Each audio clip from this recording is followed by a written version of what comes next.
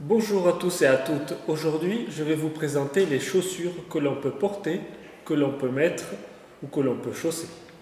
C'est un élément d'habillement dont le rôle est de protéger les pieds. Il s'agit également d'un accessoire de mode qui vêtent les femmes et les hommes.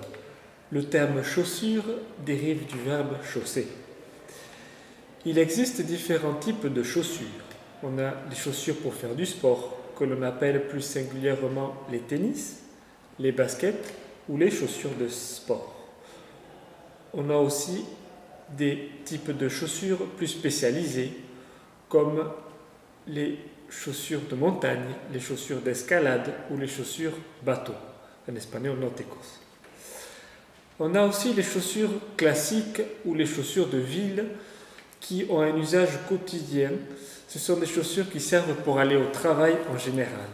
Il y a dans ce type de chaussures des mocassins ou des derbies.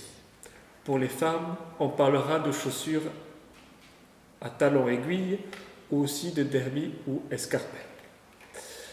On a aussi les chaussures légères. Ce sont des chaussures adaptées pour l'été généralement.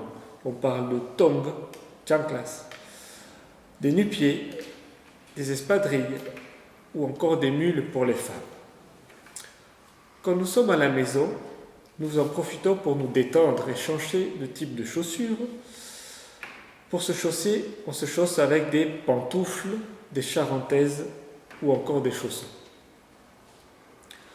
Une petite anecdote que je vais rajouter. Lorsque nous étions enfants, nous ne savions pas faire les lacets. Donc nos parents nous achetaient des chaussures à scratch qui nous facilitaient la vie car nous n'avions pas à nous préoccuper pour nous faire les lacets. Je vais vous donner quelques synonymes de chaussures comme les godasses, les souliers ou les pompes.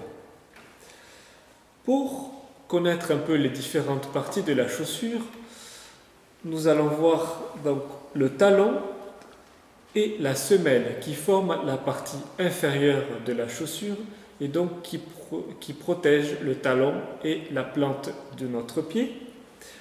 Nous avons le bout de la chaussure qui correspond à la partie supérieure de la chaussure.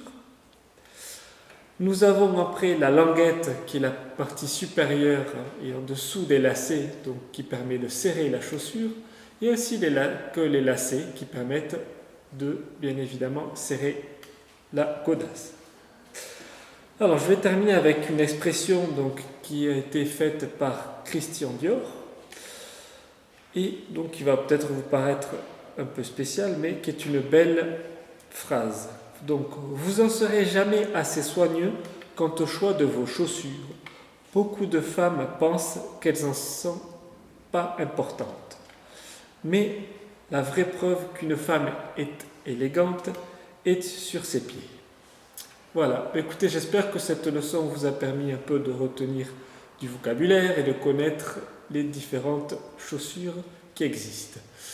Je vous remercie, je vous souhaite une bonne journée. Au revoir.